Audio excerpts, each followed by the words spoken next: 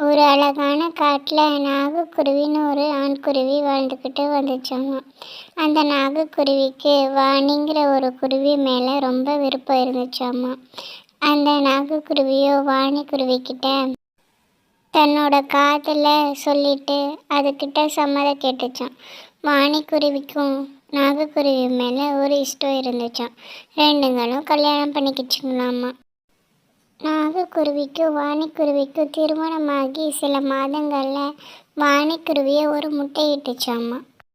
வாணிக்குருவியோ நாகக்குருவியை பார்த்து, எங்க நம்ம செல்ல குழந்தை முட்டையை விட்டு வெளியே வர வரைக்கும் நான் இந்த முட்டையை பார்த்துக்கிறேன், நீங்கள் நமக்காக போய் காடுங்களில் இற தேடி கொண்டு வாங்க அப்படின்னு சொன்னிச்சான்.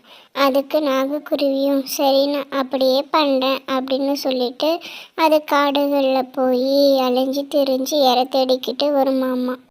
அப்படி ஒரு நாள் நாகக்குருவி காட்டுக்கு இறைய தேடி கிளம்பி போனப்புறம் இங்கே வீட்லேயோ வாணிக்குருவியோட முட்டை பொரிஞ்சு உள்ளே இருந்த அழகான ஒரு ஆண்குருவி குஞ்சு வெளியே வந்துச்சான்.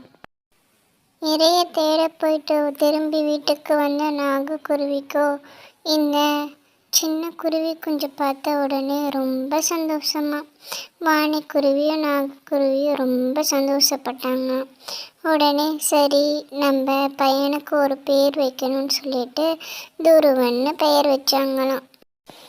சில நாட்களுக்கு அப்புறம் துருவன் குருவி குஞ்சுக்கு இறகுகள் நல்லா வளர ஆரம்பிச்சிச்சாமா. நாகக்குருவியும் துருவன் குருவிக்கு எப்படி பறக்கணும்னு சொல்லி கொடுத்துச்சாமா.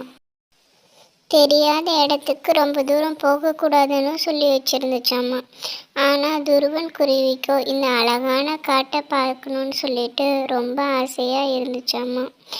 இந்த காட்டை சுற்றி பார்க்க போகும்போது வழி தெரியாமல் போய் ஒரு கழுகுக்கிட்ட இந்த துருவன் குஞ்சு மாட்டிக்கிச்சாமா. அந்த கழுகு துருவன் குஞ்சுக்கிட்ட ஆசை வார்த்தைகளை பேசி அதை எப்படியாவது சாப்பிடணும்னு நினச்சிட்டு இருந்துச்சான்.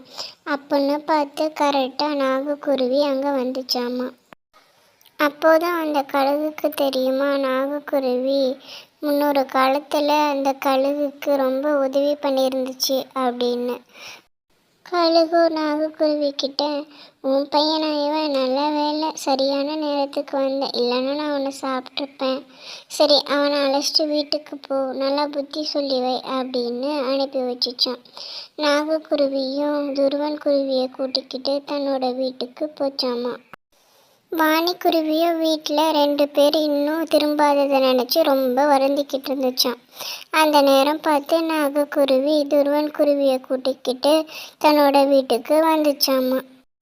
வாணிக்குருவியை துருவன் குருவிக்கிட்ட கோவிச்சுக்கிச்சாமா. துருவன் குருவியும் அம்மா அம்மா இனி அப்படி பண்ண மாட்டம்மா அப்படின்னு சொல்லி மன்னிப்பு கேட்டுச்சாமா. உடனே வாணிக்குருவியும் நீ இல்லைன்னா அம்மாவும் அப்பாவும் என்னடா ஆகும், இனிமேல் இப்படி பண்ணக்கூடாது சரியா அப்படின்னு சொல்லி துருவன் குருவியை கட்டி அணைச்சிக்கிச்சான். துருவன் குருவியும் அம்மா அப்பா எப்பயும் நமக்கு நல்லது தான் சொல்லுவாங்க அப்படின்னு கற்றுக்கிச்சாமா. இந்த கதையிலிருந்து நாம் என்ன கற்றுக்கிட்டோம்? அம்மா அப்பா எப்போவுமே நமக்கு நல்லது தான் சொல்லுவாங்க, அவங்க பேச்சை எப்பயுமே மீறக்கூடாது அப்படின்னு கற்றுக்கிட்டோம்.